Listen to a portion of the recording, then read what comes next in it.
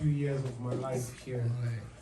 And I went back to Nigeria and it was completely different. And I went back to a community where discipline meant a hard fist. Spanking. Yeah, you know. And Or smacking, a lot of people in my generation grew up abused without knowing they were abused. Most of the stress and trauma that we are talking about today is a product of people's past. But because a lot of us come from communities where things like abuse is a norm, we didn't even know we were abused. We didn't know we carried trauma until we got to an age or we were exposed to, you know, a culture or the system or education that made us understand that, hold on a minute, something is wrong. We've always known something is wrong, but we didn't know what was wrong. And then we got to understand that because of something in our past, as much as we seem to be doing good in our present, something is not right. Now, why I'm really excited about what is happening here is because this is the first time I was sitting in a place where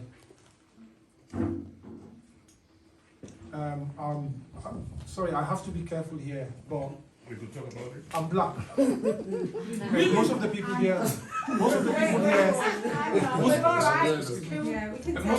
here are black.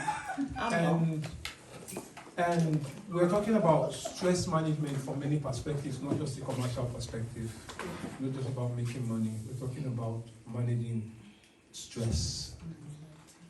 And honestly, I think in this community, if we are really going to make a head, we need to go to the grassroots. Why are people stressed? Where does it come from? Where does that trauma come from? You can't treat it from the top. No. It's beautiful. You can't. Some people are in their 40s, they carry trauma from when they were 10 years old. A lot of it comes from home. A lot of it comes from primary school. A lot of it comes from just one person that is no longer in your life. If I'm making sense, I am saying this is a good start. This is a brilliant start. I think it's an area that needs. My mom actually had a mental breakdown when I was quite young. I was her favorite kid, so I experienced her pain directly. You know, despite the fact that I said I was born here, my dad, we went back to Nigeria, and I was this kid who couldn't adapt, and I was beaten like an animal. I bear testimonies to that in my back. It was when I was a kid, it was just normal. When I grew up, I had issues. I stopped talking to my dad. So I know you can understand. I can relate with this personally.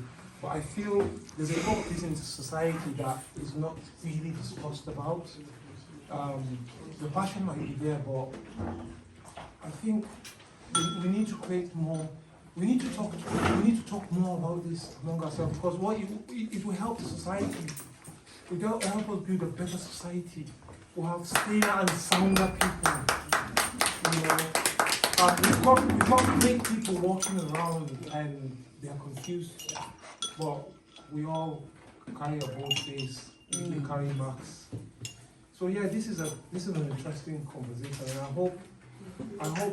Well, I don't know. You did a great thing, and whatever your plans are for the future, I hope it will continue expanding to include all.